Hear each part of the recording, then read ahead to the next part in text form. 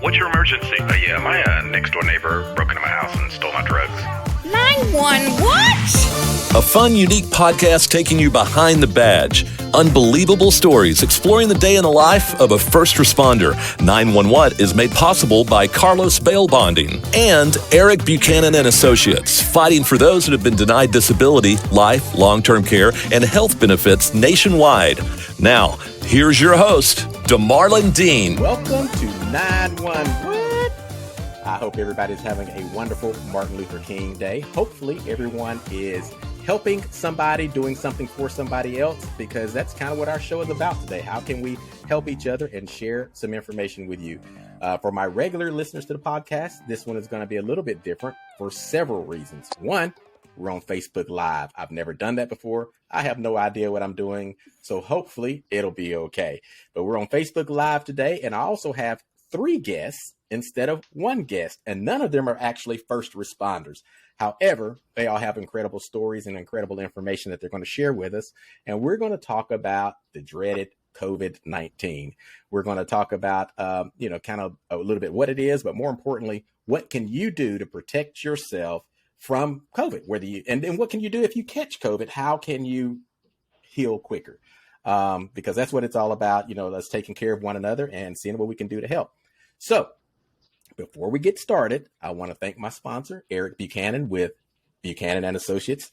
If you guys have been denied your disability insurance claim for some crazy reasons, you need to be calling Eric Buchanan and Associates, because if you listen to my regular podcast, you hear us talk about some crazy stories that first responders answer, but that's nothing compared to some of the crazy stories and crazy reasons that people get denied their disability insurance. So call Eric Buchanan at 877-634-2506, or you can just check him out on buchanandisability.com. So let me introduce my guests.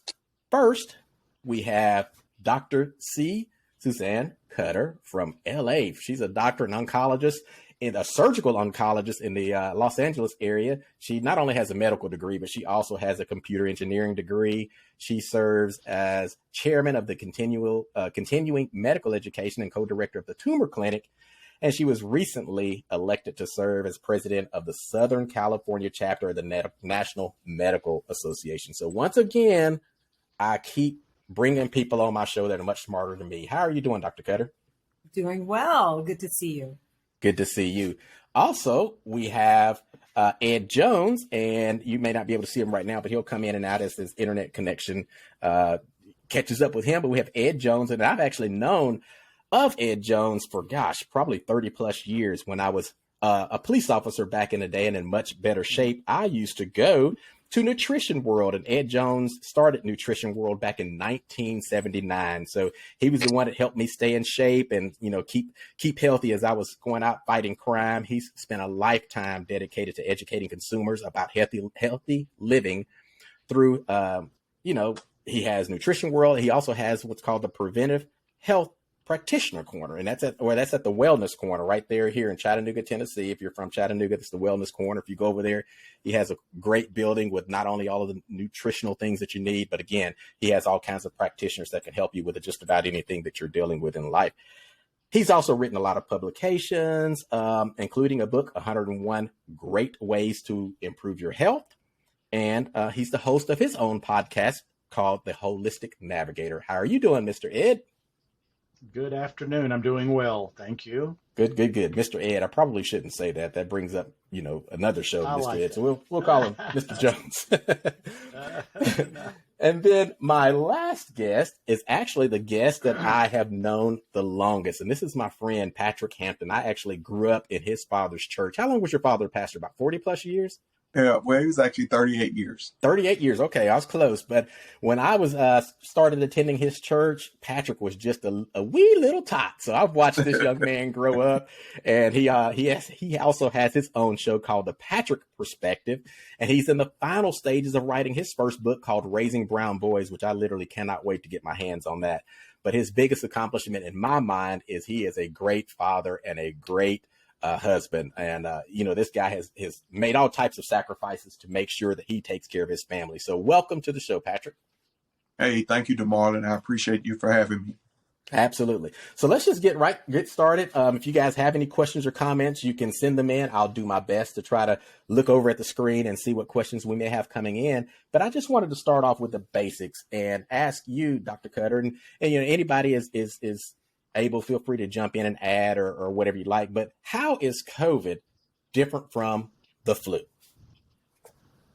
I think it's a really good question because I remember when COVID first came out, people were very confused, right? They were trying to figure out, I feel similar to the flu, why is this different?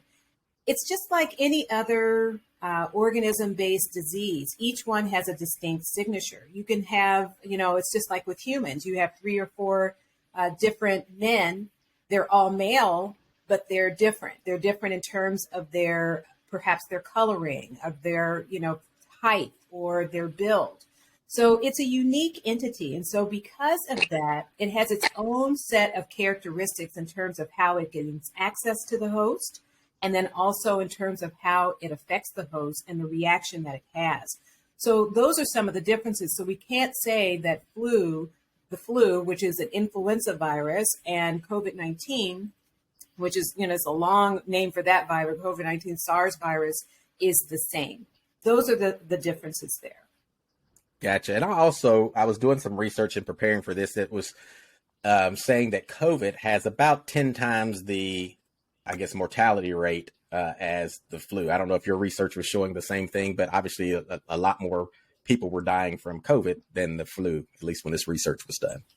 It's, I find it difficult to really begin to start quoting those things because we're very early in the disease, right? We have so many years of experience with the flu. The flu came out, at least 100 years ago, right? If not before then, in ways that maybe weren't detected. And so it's really hard to say what the rate is. And especially we're comparing a disease that has a treatment. We have the influenza vaccine, which we just recently got the COVID vaccine. So we can't really say what the death rate is, but we do know how it has emerged onto the scene in the past couple of years. So I think it's safe to say that, but I think it will take some time for all of this to bear out. Gotcha.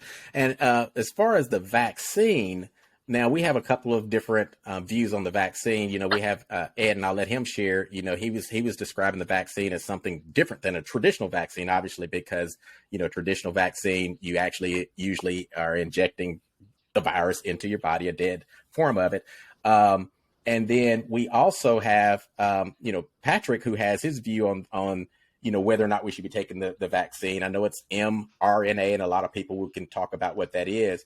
But as far as the effectiveness of it, before we start talking about whether or not you should take it or who should take it, as far as the effectiveness of it, I don't know that we could, I haven't seen anything that says it's not effective. If you get the vaccine, that it does not help reduce your chances of getting seriously ill or dying from COVID-19. Or do we have discussion on that? Because, that's one thing. Is it effective? It's totally different from, why or why not someone would take it. What are your thoughts on that? Any of you all? Well, I certainly can chime in if you would like. I feel like I'm not a physician like Dr. Cutter, but I have spent my entire life since 17 years old trying to learn the mechanisms of health and disease. And I feel like I've certainly earned at least the respect of a lot of people, and I worked with a lot of physicians here in Chattanooga who are trying to step out of the box and be more open-minded, because as Patrick and I probably can powwow on, we know that's not really common around this city. We seem to have a closed circuit here, and I don't know about other cities, but the fact that and I have a radio show that's sponsored by a hospital. I have a partner who's a physician, Dr. Green, and I say it every single Sunday. Dr. Green is probably very similar to Dr. Cutter, and I don't know what she'll say, but I'm pro-vaccine. I know it's lessening deaths, and I will agree with that. I think absolutely across the board, if you have 2 or more risk factors and you're not willing to do anything about those risk factors, I say it may be wise to get that vaccine because it's going to lessen the severity of your symptoms. That is pretty critical when you're already unhealthy. The thing is, at what cost are we serving the public who are already don't have those risk factors? Yes, some of those can still pass away. There's no doubt. But one of the reasons they're passing away, as Patrick, I'm sure, will also communicate, is the lack of early treatment. Waiting for someone's oxygen to get to 82%, put them on remdesivir and on a breathing machine is not the answer. The answer is through things like Math Plus protocol. You have to, and I've watched over 1,000 people journey through COVID, and I've watched them not just from a distance. We have 300 to 400 people shop at Nutrition World. I have 17 practitioners. I have several physicians. We have nurses. We have this. We have that. I tend to, because I'm the owner and I've been here so long, people share so much with me and ask my opinion. So I've watched the journey of healthy and unhealthy and in-betweens and treatments of every modality. And I just know that the standard is one of the reasons the numbers are so bad is not the fault of the virus, it's the fault of the treatment. And it is disgusting to me that physicians' hands are tied often. It's not, sometimes they want to do better. Let me interrupt you just for a second because of your internet connection, it's going, we're not hearing all of it. You said it's disgusting to you, and then it went out. So I don't know what's disgusting to you. I'm sorry. Say that again. What's disgusting is the fact that that the medical system won't give physicians more leeway to do what they were trained, which is use their science, their brains, and their art to help each and every client, and not telling them exactly you can do this or you can't do that. I fly small airplanes, and air traffic control keeps me from crashing into other planes. But guess what they don't do? They do not tell me how to fly that plane. They don't tell me where to fly it unless it's in the direction of another plane. That is the art of flying. And there's an art to medicine. There's an art to so many things. And I get very frustrated because I deal with a dozen people a day who should have been better, but because of delays, because they won't embrace more, they won't embrace things that build the host. I talk about building up the host's immune system. Why do you think that dark-skinned people are dying at 2 times the rate? Why do you think that what? Because when people who have vitamin D, African Americans have low levels of vitamin D, that's epidemic. We know already that the higher levels of people with vitamin D survive better. That's why my store gives away free vitamin D to teachers, healthcare workers, policemen, and firemen. I was a policeman here in Chattanooga. I have great loyalty for police officers and, of course, everybody, especially healthcare workers. And we give it away every day. But guess what? How much of the media has really put that on the headlines, the importance of a $5 prevention? None, zero. Their agenda is so not focused toward what we're talking about. And it's a very critically sad situation, as many of us are seeing. And you know what? The wheels of the bus are starting to come off. You can't keep hiding the truth because truth always rises to the surface if you give it enough time.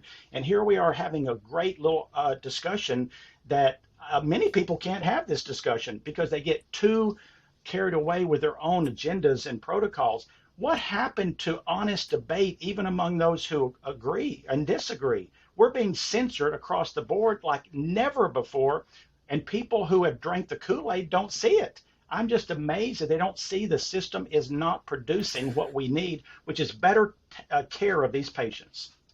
I got most of that. And let me just say, those that are listening here, when we do actually play the podcast back at 911, what is cutting out now, you'll be able to hear all of that. It's buffering now, but when it filters down, everything that he was saying, you will be able to hear. So I apologize for that.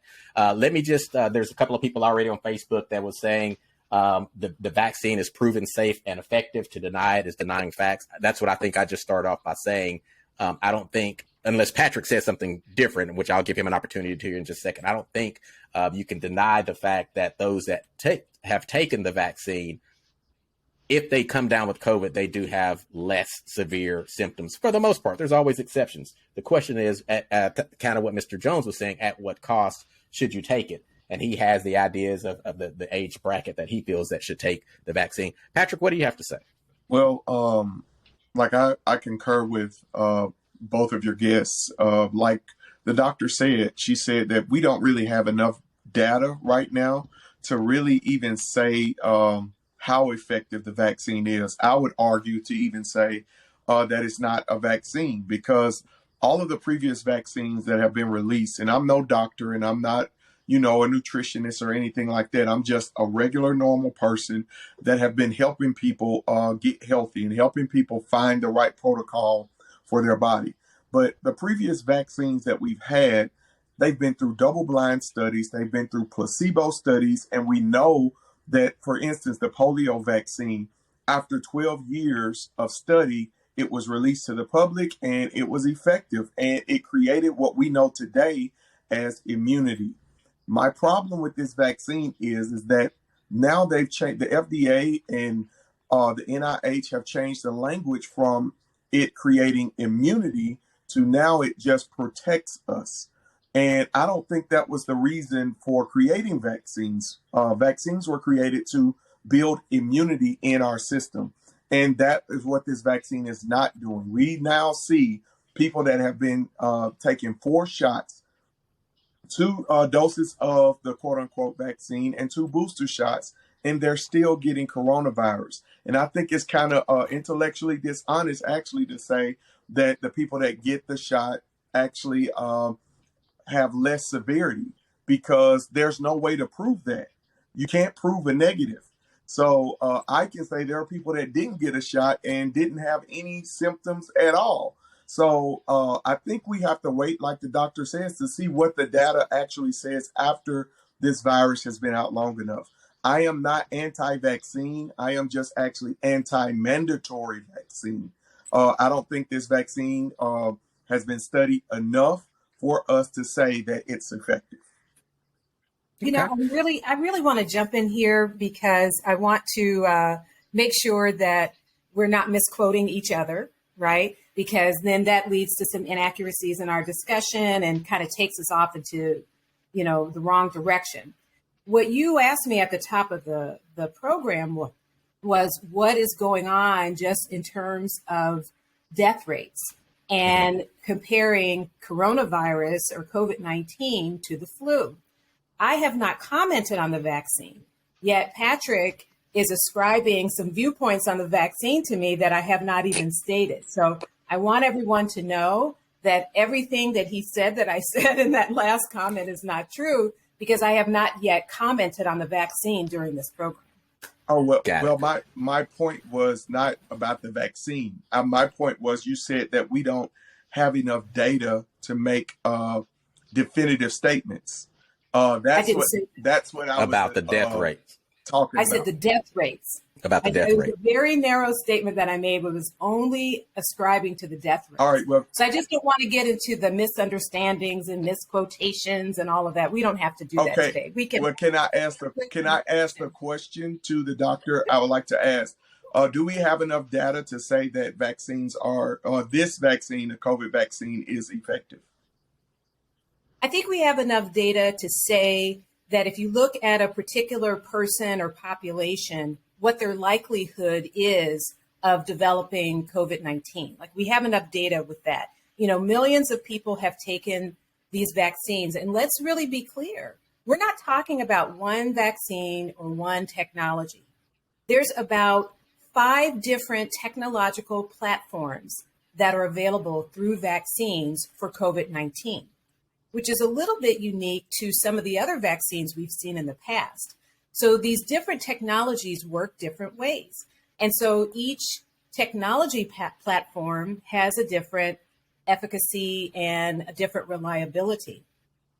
And I haven't even said what my point of view is on the vaccine, and you're making some assumptions. Let's not do that, because this is what happens in life, in the political sphere, and all of these things. And this is what divides people, is making assumptions about what they think and what they believe, as opposed to really getting the facts from them. So I don't want to say that I am for or against the vaccine.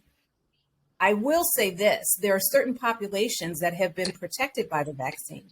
So you have to decide as an individual what population you're in, what your risk factors are, And can you withstand a possible infection?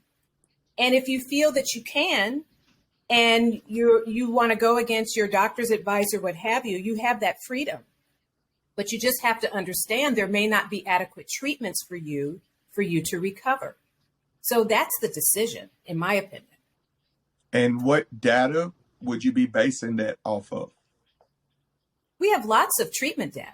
We have lots of patients that have presented, to hospitals. Is that and clinics published? Like that. Is that data And published at all? I wasn't finished even if saying what the data was. We have lots of data on patients that have presented to hospitals for a variety of reasons. They may come in because they have abdominal pain or they have something else. They get tested. They're found to be COVID positive.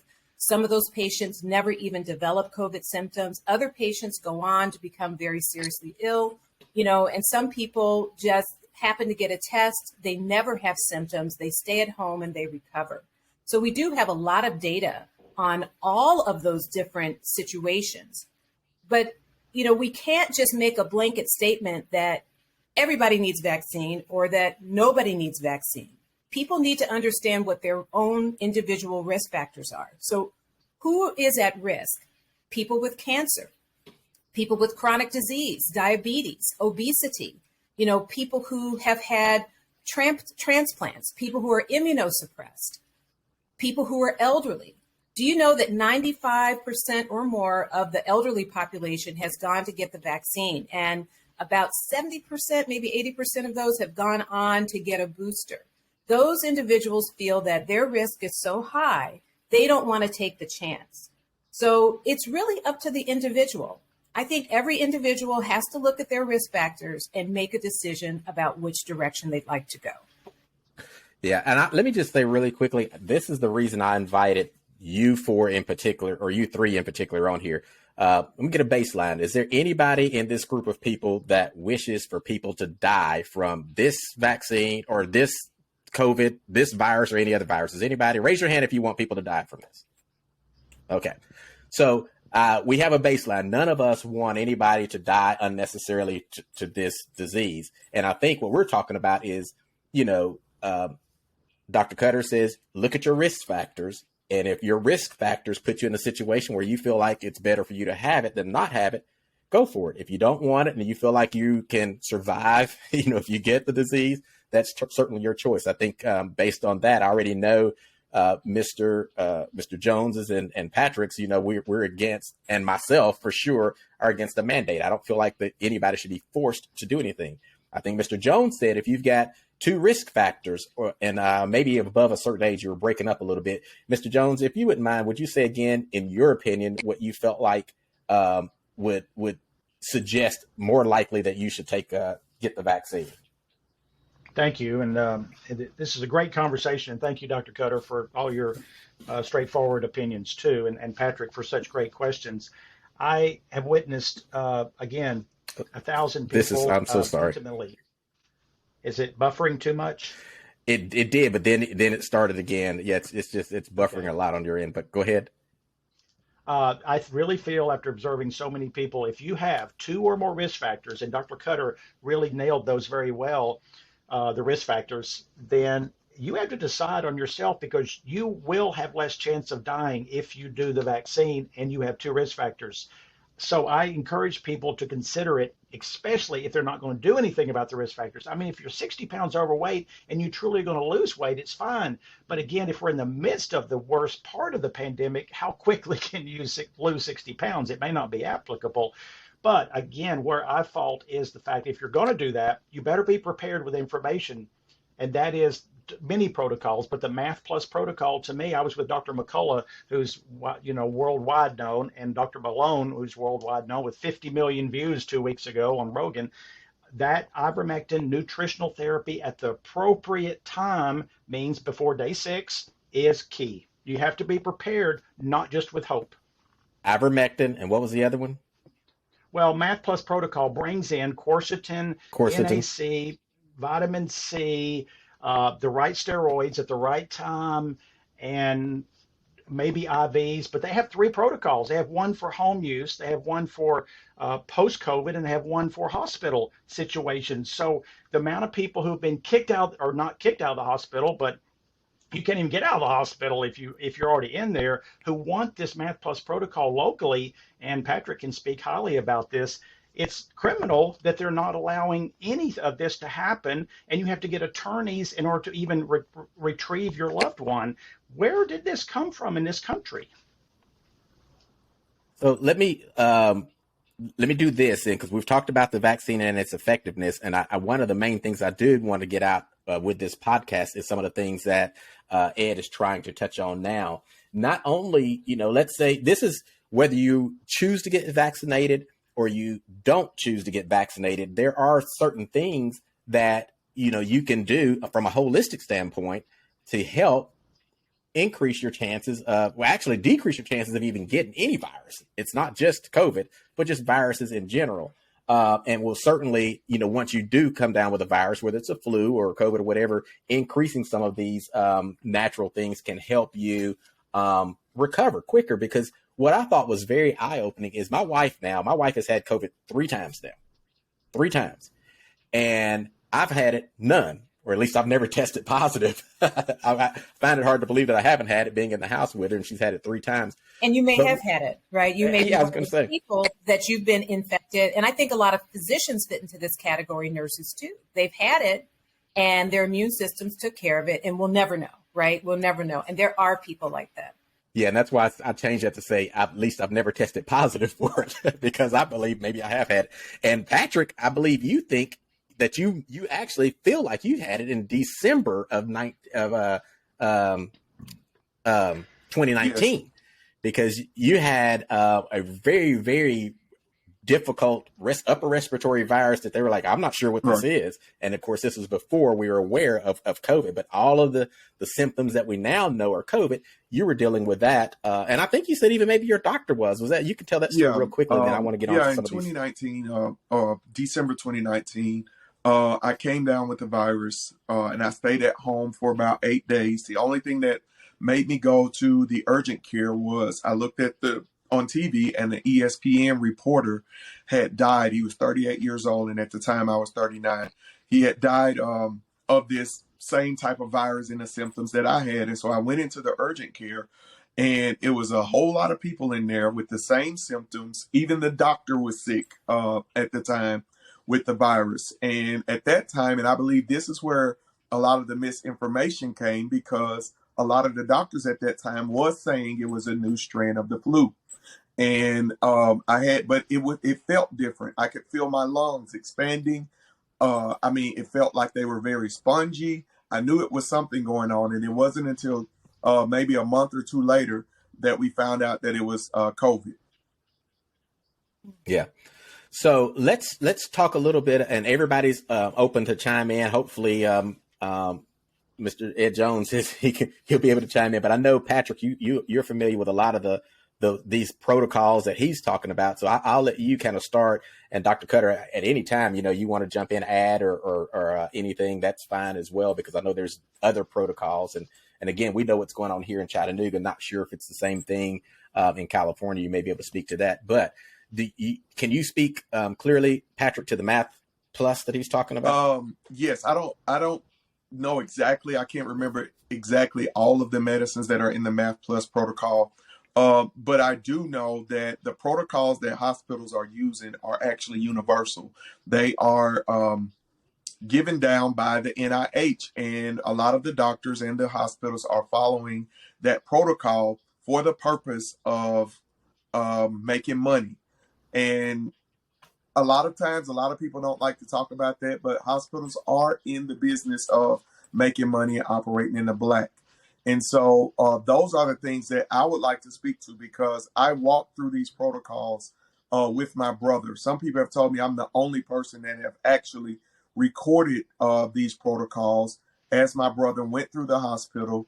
Facebook has since permanently banned my page because I posted the videos of these protocols that they're using in the hospitals that I believe are killing people. And it starts with going to get monoclonal antibodies when they are being rationed to families based on their oxygen. If a female is at 84 or above, they give it to him. If a male is at 87, he can't get it. And so it's those type of protocols. You're talking about it can't get the Yes, they monoclonal can't get antibodies. the monoclonal antibodies. And so they're trying to ration them out to give them to people that have, I believe, more comorbidities. And I think this is wrong. We found out that they're actually basing some of it off of race as well. And so it's these protocols that I've been speaking up about that have caused me to get deleted from all these social media platforms is what I think need to be addressed. So the monoclonal, all right, so here's what happened with, and Dr. Cutter, you feel free to jump in, but here's what happened with my wife when she got, and I asked her again today just to make sure I was not speaking out of turn. She got COVID. She went to the doctor, one of the urgent cares, tested positive. They said, go home, drink plenty of water, get some rest. That was it. Nothing. What I'm understanding is if you test positive for COVID, you have about 6 days, 5 to 6 days to really start doing some of these treatments to reduce your chances of it getting set into your lungs and setting up where you start, where you end up having to go into the ER. And some of those things are just as simple as quercetin, which is over the counter, vitamin D, increased levels of vitamin D, zinc, and vitamin C. Those are just starting with those things. And, she got sent home with nothing. And then I learned about, maybe having a nebulizer and getting, I think it's called budesonide. I'm not sure. Budesonide, yes. I keep getting those mixed up all the time. And they never mentioned that. But fortunately, I was thinking, well, that's simple enough. We'll call a doctor. We'll have them prescribe it. And I'll go get a nebulizer. And I'm like, I had to have a prescription. I can't just go to the store, or they told me I could, and buy a nebulizer. Like, what? That's crazy. So they had to prescribe it. Fortunately, we had the where do you call it? The teledoc. And so we were able to call the doctor and say, this is what I want. And they said, okay, fine, and called it in, and we were able to get those things. By the way, Patrick, I actually did. A friend of mine sells things. He buys the pallets of stuff and then sells everything cheap. I have an extra nebulizer. I'm going to put it in your hand. So if you know somebody that needs one, you'll have it. So they'll still have to get their prescription for the Budez or whatever you called it. But so she started doing that, and sure enough, it helped. And then again, the monoclonal antibodies, I've heard a little bit about it, but it seems like those are things that people at least should know are out there, are available, instead of sending people home and hoping they are strong enough to fight it off and then waiting till they get so sick that they have to go to the ER when their chances of making those things effective are lower. That's kind of the problem, that I see as well. And that's why I wanted to come on here and get some of those things out, as well as, whatever the other treatments that are available that are working. I mean, we don't have just one course of treatment. And I think that we would all do well. I mean, obviously, I know Ed Jones would tell us we all need to be taking more vitamins anyway. And you're right. I mean, here this gentleman is in his early 60s. And, back in the day, he set the unofficial record for pull-ups at what was it, 200 and something? That's just crazy. 285. That's crazy. That's ridiculous. And he looks like he could still whoop my tail right now. I mean, this guy, so he's doing something right. But I think that needs to get out. There are certainly things that we can take that are beneficial for you regardless. And go ahead. Yes. After we're finished, and I want to call you Dermalon because I like the French pronunciation. We talked about that. Yes. We talked about that the other day. I love Dermalon, so I'll take it. Or you can just call me D. I want to talk about something philosophical because I'm really hearing I hear similarity in that people want to focus on health and wellness and people getting treated, which I fully applaud. And I'm a health and wellness devotee in terms of my cancer patients. And I also do obesity medicine. I have 3 components of my practice. I believe in these health and wellness treatments. But one thing I do tell my patients, especially the cancer patients, you can't just pick and choose, right? Health and wellness is a lifestyle. So if you're going to go in that route, you need to do other things. So I have a protocol, I call it Honor Yourself. It has 7 different components. H is for hydration, O is for organ detoxification, N is for nutrition, and it goes on from there. There's rest, relationships, there's a lot of things in there. But you need to make changes in all of these areas for these non kind of medical treatments to be effective. In this country, we're not the most energetic and, Except for Ed Jones. We don't have but so much discipline in this country and energy. We want to sit in front of the TV, pop a bunch of vitamins and say, I'm healthy. No, it does not work like that way. You have to rest. You have to exercise. You have to de-stress. There's so many things you have to do to live in a health and wellness world. So that is one of my cautions to people. You cannot pick and choose when you're dealing with health and wellness. You must have a lifestyle change. That's point number 1. Point number 2 is that, there are treatment protocols that come down from the NIH. And, those are based on studies and data. Why? Because we have a litigious society in this country. We're not like other countries where, other countries will treat people, they'll come up with protocols and people will comply and be agreeable. We're not like that in the US. We're disagreeable and we don't comply. So that means we have to do a lot of studies and come up with data before we can make recommendations because, there's all these lawsuits out there. And the reason why there's lawsuits is there's people like, what we've heard today who think everybody's doing everything to make money. I want to tell you something that you may not know. I operate on patients all the time, and about 30 to 40% of those surgeries I never get paid for. Did you know that? And do you know how common that is? Physicians are not getting paid for the work that they're doing. I can't take that surgery back. I'm still liable for what I did, right? So not only do I not get paid, but now, I'm at the potential risk of having to pay something. So you tell me the last time you did work and you didn't get your paycheck. So people are not just doing things to make money. Physicians in general love working in healthcare. They are dedicated to taking care of patients. And I don't want to leave the nurses out of it. Nurses are working like dogs to try to take care of everybody. Do you know that there's a nursing shortage in this country?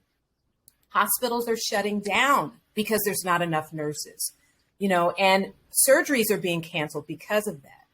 So I don't want this whole making money point to get into this conversation because there are people who are killing themselves to try to take care of the population. And they're not just taking care of the people who decided to get a vaccine. They're taking care of the people who decided not to get a vaccine and who are populating the ICUs. We've had anti-mandate politicians in Florida and in Texas who have died from COVID-19 because they refused to take the vaccine. And I'm not going to name them because I don't want to put their families in any kind of uproar, but this has made national news. So we have to be careful about using these matters of making money and, people just doing things just for that, these things, there's data behind it. Okay. But I still say each and every individual has to make a decision for themselves. They have to read what they can read, speak to their physician, speak to their health and wellness expert. And notice I did not put the two together because physicians in school are not taught to be health and wellness experts. That's why we have nutritionists, naturopaths, and some other things. So you talk to all the people that take care of you, and then you need to make a decision. And if you don't have enough data, get more data. But, we have to do something or else we'll just let this disease go rampant and people will die. So you have to do something. And in the process of doing something, things are not going to be perfect. And I think that that's that expectation of perfection in this country that has made our death rates much higher than other countries, right? And has also caused us to have more infections and more complications. So I just want you guys to keep those things in mind. Thank you. Patrick, I have a question for you. Mm-hmm. If it were up to you to deal with the COVID crisis, how would you deal with it? I would deal with it like we've dealt with every other coronavirus, like the cold. And actually, the common cold is a coronavirus, which means we treat it. There are treatments that are out there that can help people with COVID.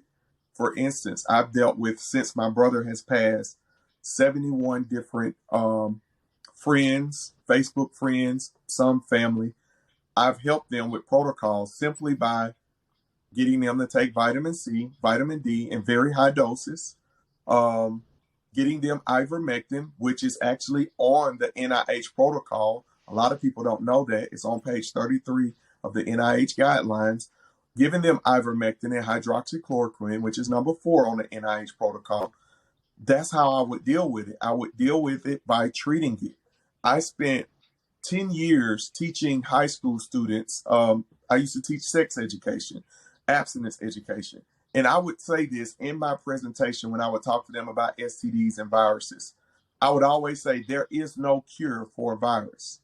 I've said that so many times in all the presentations out of 10 years. All of a sudden, Americans now believe that there's a cure for a virus through vaccines.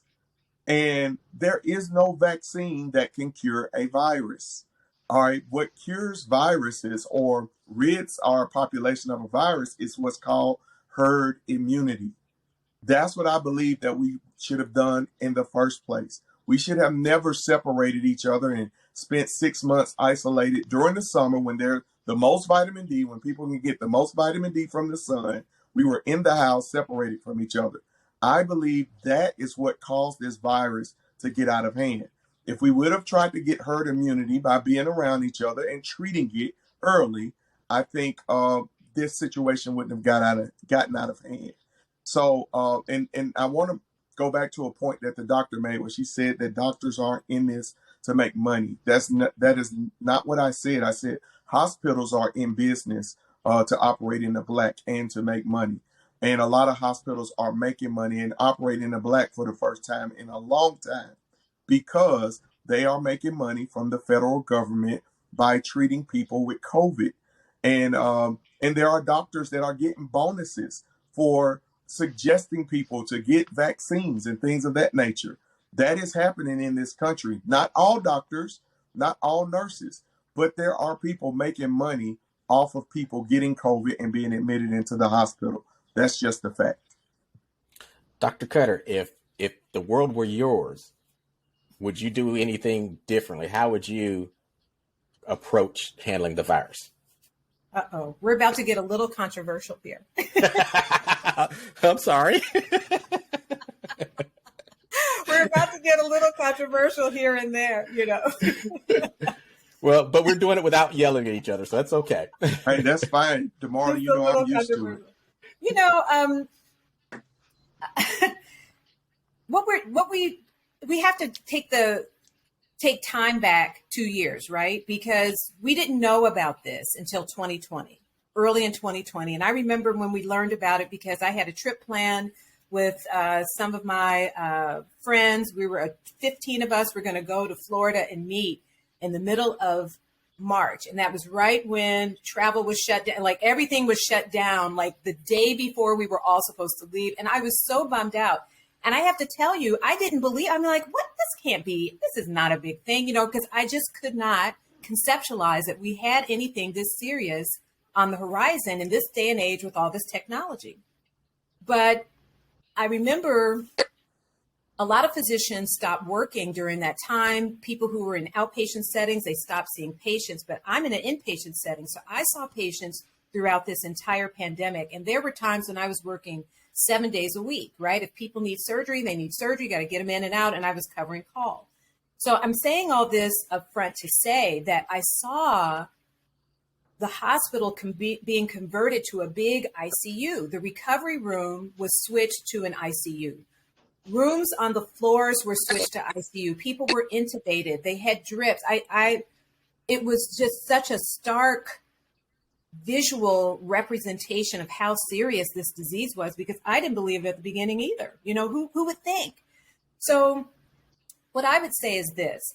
What I would have done is I would have put everybody on a health and wellness protocol from the beginning. Okay. And I would have mandated vitamins, exercise, no processed food, 4 to 5 servings of vegetables every day. You just lost me.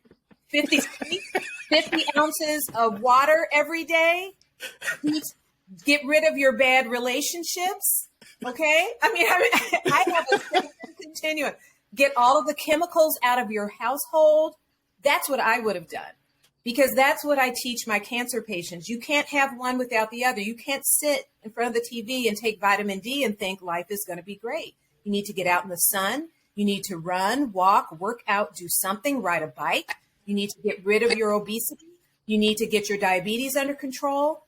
You need to get off of hypertensive medications by health, wellness, and exercise to reduce your blood pressure so you can get off of them. That's what I would have done for the population as a whole. For the higher risk people, I think the isolation was good. I think it's important to do that, especially the elderly, people with comorbidities. And I only named about 5 of them, but there's about 20 sets of comorbidities where those people needed to be isolated. So I would have done that. And then, I don't have a problem with the sheltering at home. I don't have a problem with a mask or anything like that. And then when vaccines came out, if people had done all of what I said, I think the population would be healthier. Our infection rate would have been lower. And so the need for the vaccine would have been different. And I think that we could have come up with a different strategy for the vaccine at that time. But that's what would have been my approach at the outset. Is everybody goes on a health and wellness plan to improve your own individual immunity, isolate yourselves, wear masks, and, the elderly people definitely stay isolated. That's what I would have done. Gotcha. I want to ask Ed, but I'm afraid you're buffering too much, but I'm gonna give you an opportunity anyway. Like I said, if you can't hear it now, you'll hear it when we play it back on the podcast. So if the world were yours, Ed, would you do anything differently than what's been shared, or how would you have approached this? Well, first off, I'd like to see if Dr. Cutter will move to Chattanooga. That is wonderful. I love what you said. I'm on your team. Secondly, as far as what Patrick said about the money thing, I believe the system is so greedy that it becomes corrupt, but the individual people in it are not. Never would it be a nurse or a doctor or any healthcare person who comes to work saying, I'm going to make more money because I'm going to do this because I'm told. But the big system is freaking greedy to a point where the science is being diluted so much for the purpose of so much profits. But back to what your question was, about 80% of what I would say, Dr. Cutter just said. I am hugely invested in building people's health for all reasons, but I say on my radio show every Sunday, Omicron is a blessing because one is herd immunity is the only way we're going to really get through this pandemic, no matter what else we do at this point, because we've got too much momentum, and it's less lethal. So we have a less lethal herd immunity potential coming on, which will happen. Every other person is getting it right now, and it is not filling our hospitals. It is a nuisance. And yes, being prepared, though, is the key. Having an oximeter, having the tools at hand, learning the nutritional stuff, getting it by day 6, following Math Plus protocol again, which you Google Math Plus protocol, you'll see the exact recommendations, and then finding a healthcare professional who's brave enough to work with you on this. That's where I get really frustrated, probably like Patrick does. Even if you go to your doctor, and I have about 12 physicians who consult with me constantly about their patients. They just do, because they do other things all day long. They don't have time to keep up with the exact dose of quercetin and this and that. I'm not treating the patient, but they're asking me these questions, but they're having to do it under a shadow. They can't be open about it, which is really sad because they're saving patients' lives. But building this health, building the herd immunity is the key. And it is, COVID has been a blessing on some parts. One of that is, I think, more physicians, more nurses, but the public has now realized the value of our own innate immune system. We have to build that through habits and not through magic bullets like just taking vitamins, not just from going out walking the track. It's like a symphony, and we need to put all these pieces together to produce the kind of music that makes perfect health or really great health. Very good. So I want to thank all of you guys. We're coming to a point where we need to wrap up. I know you guys have lots to do. I want to thank all of you all for joining me so far, but I want to share this one thing. I believe it was last week that I cannot remember the doctor or who originally said it. Then Dr. Fauci agreed that with Omicron, more than likely, essentially everybody's going to get COVID. Did you all hear that? Mm-hmm. Yes. I didn't hear it, Yes. but I'm not having trouble believing it because we have people who have had boosters, their vaccinations, everything who are getting Omicron. Unfortunately, each strain is different. I don't know if you guys remember H1N1, but that took the flu world by storm that year because the other vaccine was based on another strain. But we know this virus is going to continue to mutate, and while it may give us some immunity, it may not give us 100%. One thing I want to say, and I didn't mention earlier, is there's something called the blackhealthtrust.com. There is a weekly broadcast on Sundays. It is headed by Dr. Randall Maxey here out of Los Angeles. He's almost an octogenarian, but he's been in medicine for some time. And what he does is he explores all of these topics. There's controversy sometimes on that program, but it's a nice balanced approach to COVID-19 to get more data, speak to physicians, ask your questions. So that's another outlet. Edward, you may want to check that out, and you may even become a guest there at some point. So that's called the blackhealthtrust.com. The back, and black, then, mm-hmm. All right. And then everyone listening, also check Math Plus Protocols in case, because Dr. Ed was breaking up. So check Math Plus Protocols.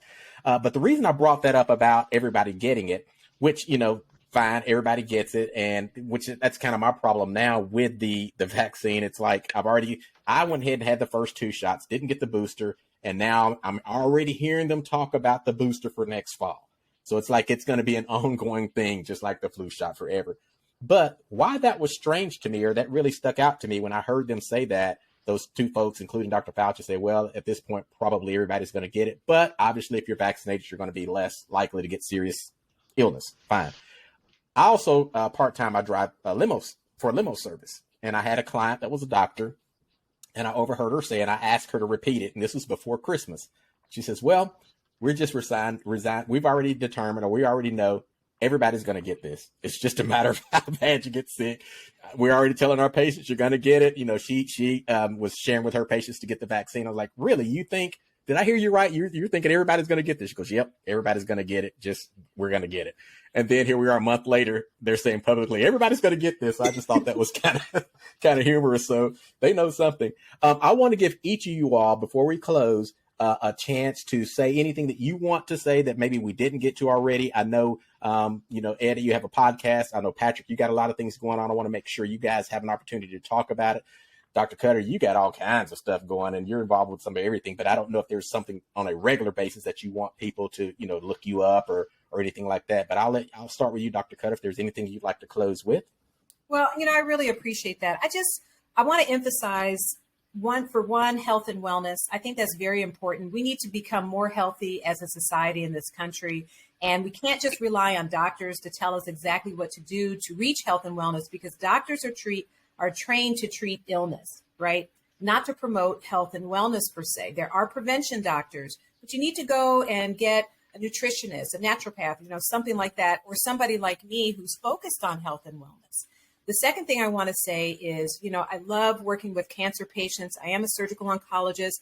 I also do obesity medicine because I like to help people to right size, not necessarily get skinny. If you want more information on what I do, you can go to curetology.com. That's curetology.com.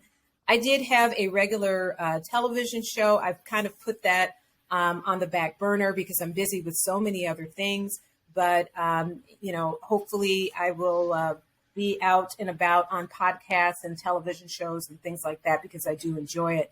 And I just want to thank the other guests for coming, for, being honest and for presenting the data as you know it. I think we need to have all of these opposing views because this is where people get motivated to get more information. The most important thing, empower yourself by getting all the information you can as an individual. Don't just rely on one person or one source. Thank you. Ed? Thank you. And when I listened to Dr. McCullough in person a month ago, the thing he said was, in his 30 years of medical practice, is people in his field have always been able to talk, sit down and debate different opinions, except on this topic. Dr. Cutter's one of those people I can tell can do that, but it's not normal. I mean, when I watched Patrick's video back months ago of him being in that hospital with his brother, it was just, it brought tears to my eyes, that the arrogance of the people who would not even talk to him. And he was so mature. He never lost his temper. I was so impressed with how he handled it.